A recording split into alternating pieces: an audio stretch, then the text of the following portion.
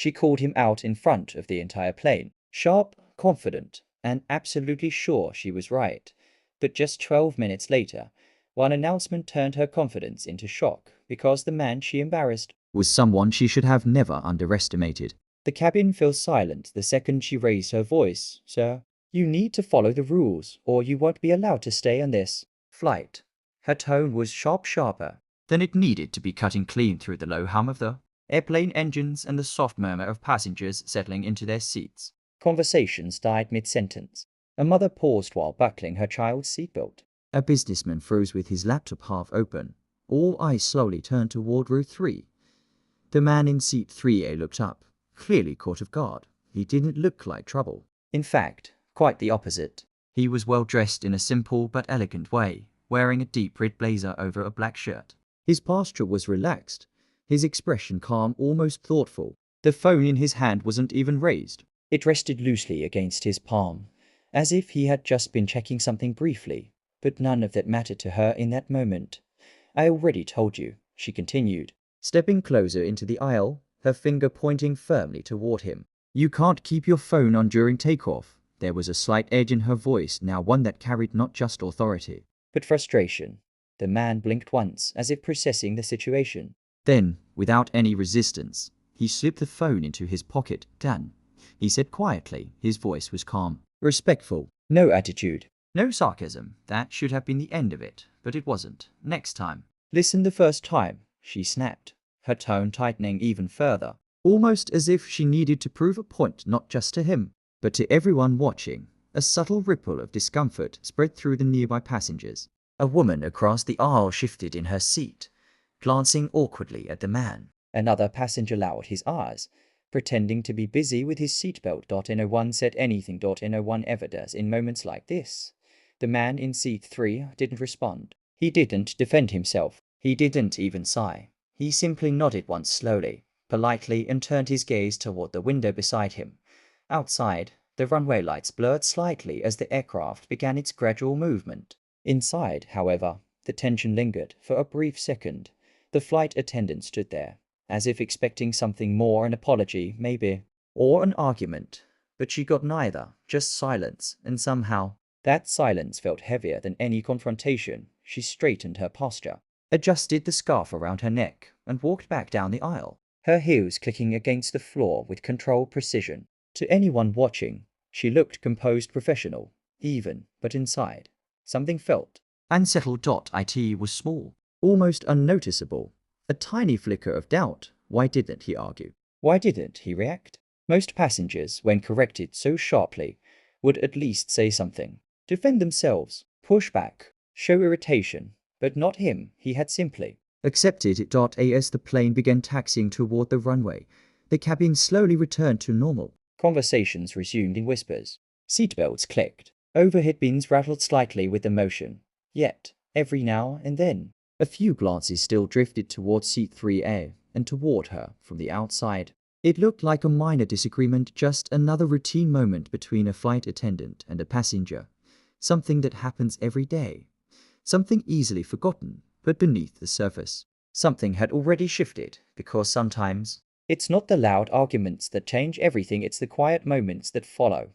And what happened next would challenge everything she thought she understood about people, respect, and the assumptions we make in seconds.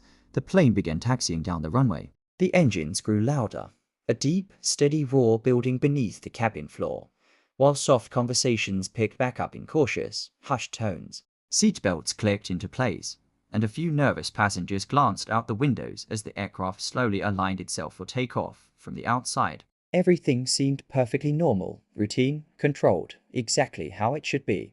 But something felt off. The flight attendant stood near the front of the cabin, her posture straight, her expression composed, but inside, her thoughts refused to settle. She adjusted her scarf slightly, a small habit she had whenever something bothered her. She tried to brush it aside. She had dealt with difficult passengers before. People who argued, complained, ignored instructions, or acted entitled. Compared to those situations, this had been nothing. No shouting. No confrontation. No escalation. So why did it feel different? Why did it linger? Still, something about him stayed in her mind, like a quiet echo she could ignore. He hadn't argued. He hadn't raised his voice. He hadn't even tried to explain himself. He just accepted it. That was the part she couldn't quite understand. Most people, when spoken to like that, especially in front of others, would react. Even a simple okay would carry a hint of annoyance. A look, a sigh, something to show they felt disrespected. But not him. There had been no resistance or no irritation, just calm compliance, and somehow that calmness made her feel more unsettled than if he had argued back. The plane picked up speed, accelerating down the runway before lifting smoothly into the sky. The slight pressure pushed passengers back into their seats, and within moments, the ground disappeared beneath a blanket of clouds. Time passed quietly. 1 minute, 5 minutes, 10, 12 minutes passed. The aircraft reached cruising altitude, and with a soft ding, the seatbelt sign turned off. A subtle shift moved through the cabin as people relaxed, adjusting their seats, reaching for bags, or turning on their devices again.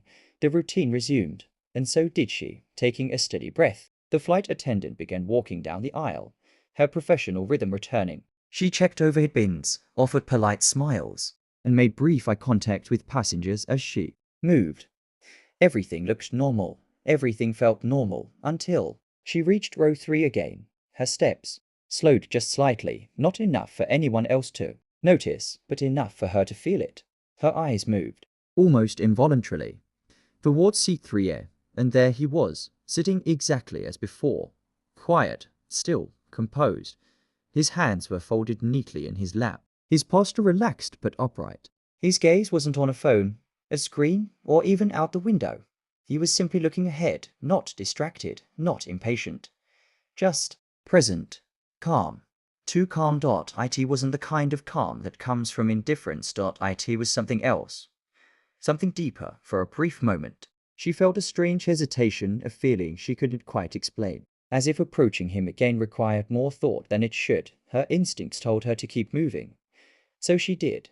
She continued down the aisle, checking on other passengers, offering assistance where needed. But her awareness of him didn't fade. If anything, it grew stronger, because now she was noticing the details, the way he didn't seem affected by what had happened, the way he carried himself, not like someone embarrassed or upset, but like someone completely at peace.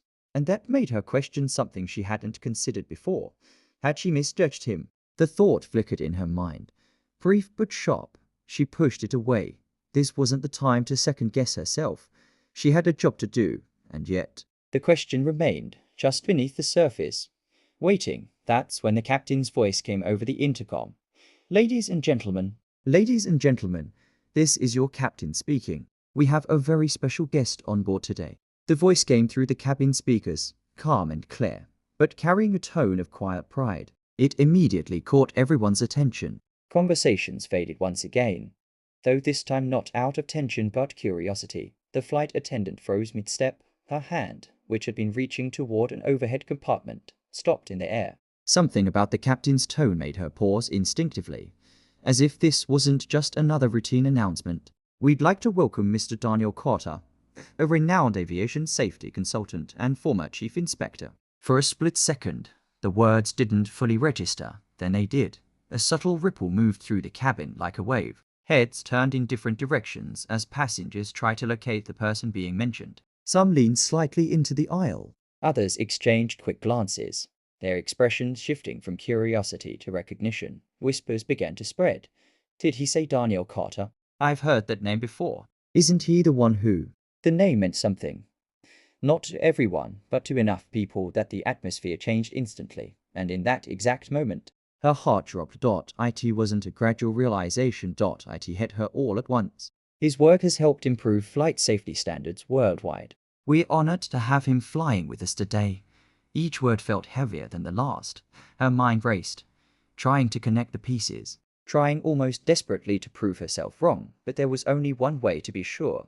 Her eyes widened slowly, her breath catching just slightly as a cold wave of realization began to settle in. Seat 3.0. It couldn't be. Not him. Not the same man. Not the one she had just. She turned her head, slowly, almost unwillingly, as if some part of her hoped that when she looked, it would be someone else entirely. But it wasn't. There he was. Exactly where he had been the whole time, sitting calmly, unmoved, unbothered. The same man, the one she had just scolded, the one she had pointed at. Her finger firm, her voice sharp, her words cutting through the cabin without hesitation, the one she had corrected not quietly, not professionally, but publicly. In front of everyone. Her stomach tightened instantly. A heavy knot forming as the reality sank deeper, the memory replayed in her mind, clearer now than it had been just moments ago.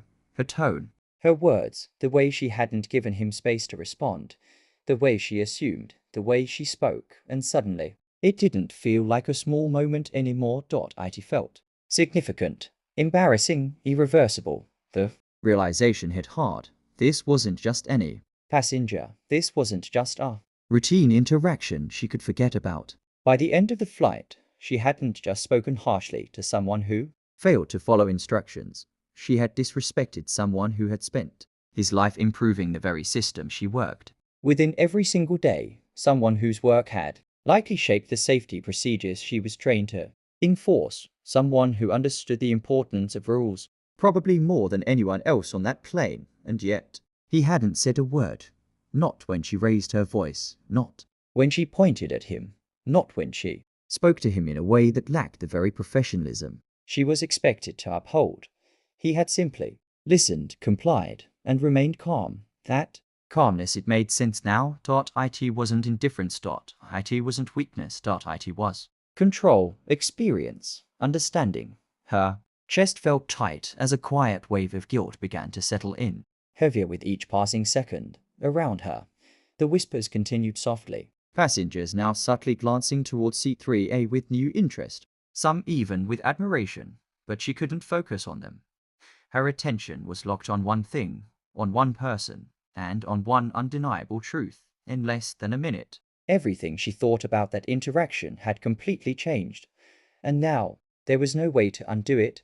Her steps felt heavier now. What had once been a familiar, effortless walk down the aisle suddenly felt slow and deliberate, as if each step carried the weight of what she had just realized. The soft carpet beneath her shoes muted the sound, but in her mind, every movement echoed loudly. Every second stretched longer than it should. Every movement down that aisle felt like a mile. She kept her posture straight, maintaining the appearance of professionalism, but inside, her thoughts were anything but steady. What was she supposed to do? Ignore it? Apologize? Pretend nothing happened? Her mind raced through each option, none of them feeling easy, none of them feeling entirely right. Ignoring it would be simpler but wrong. Pretending would protect her pride, but not her integrity, and apologizing, that required courage, real courage. Finally, after what felt like far too long, she stopped beside his seat. For a brief moment, she just stood there, gathering herself, feeling the quiet attention of a few nearby passengers who had already connected the dots. Sir?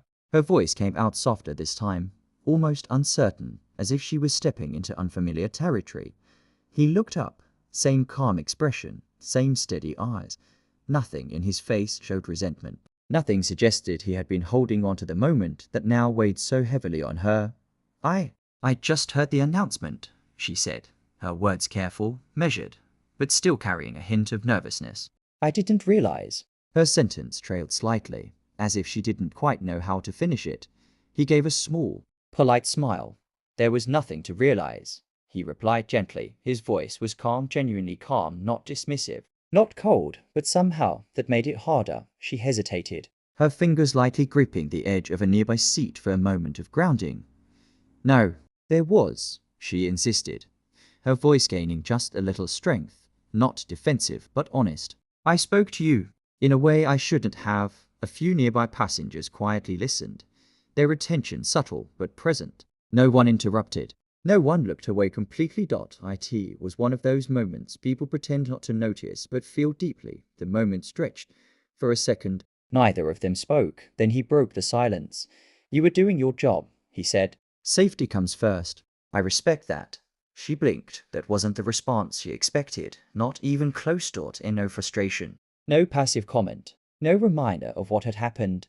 Just understanding, but instead of easing her, it made her more certain of what she needed to say. No, she replied, shaking her head slightly, her voice steadier now. There's a difference between doing my job and how I did it. Her words hung in the air between them, clear, honest, unavoidable, for a brief second. He studied her, not with judgment, not with disappointment, just understanding. As if he was measuring not her mistake, but her willingness to acknowledge it. Then he nodded. That's true, he said quietly. Something in her chest tightened at that simple agreement. It wasn't harsh. It wasn't forgiving either. It was real. I'm sorry, she said sincerely, the words coming from a place deeper than obligation. For how I treated you.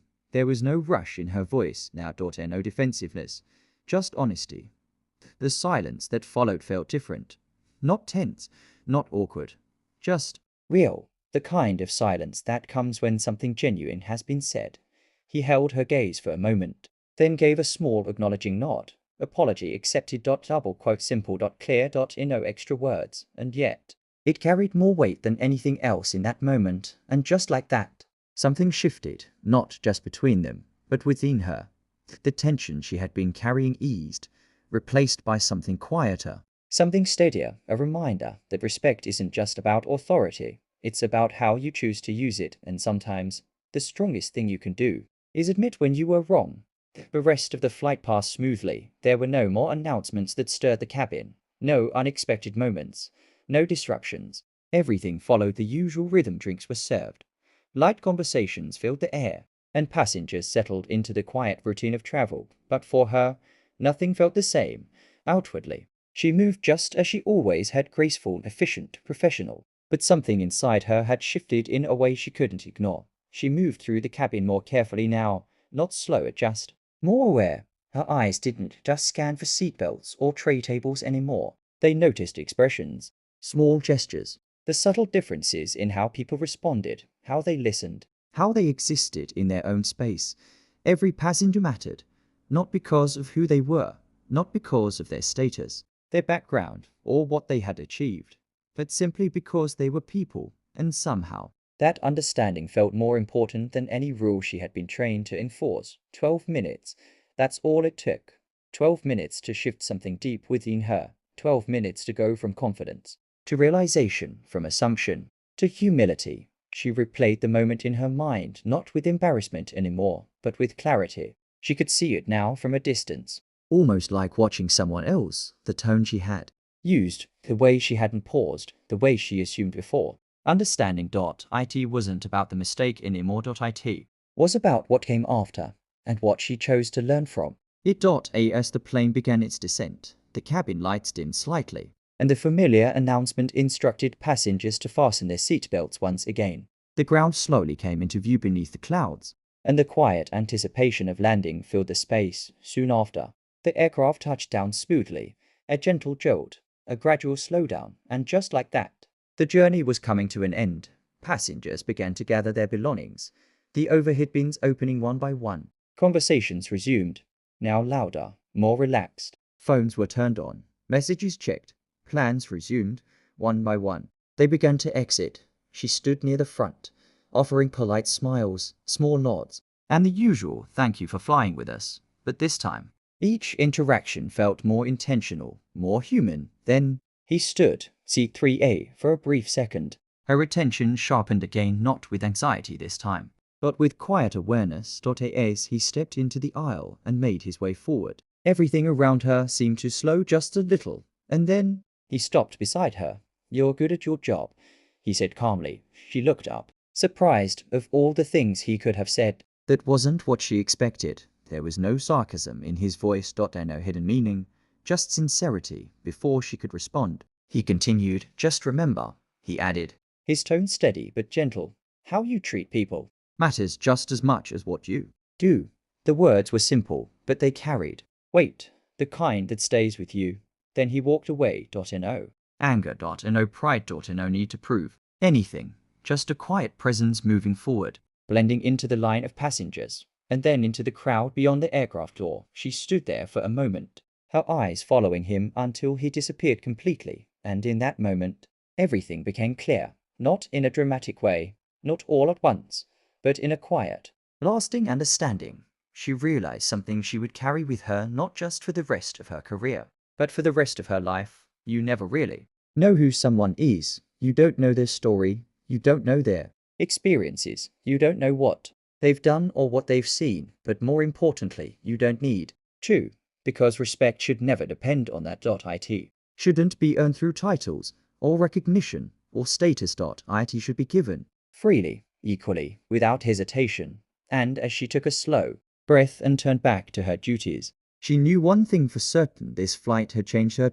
In a way no training ever could. If this story made you pause and think, then it did its job, because sometimes the biggest lessons come from the smallest moments. So next time you meet someone, anyone, remember this: respect first. Always. If you enjoyed this story, don't forget to like, share, and subscribe for more powerful stories just like this, and I'll see you in the next one.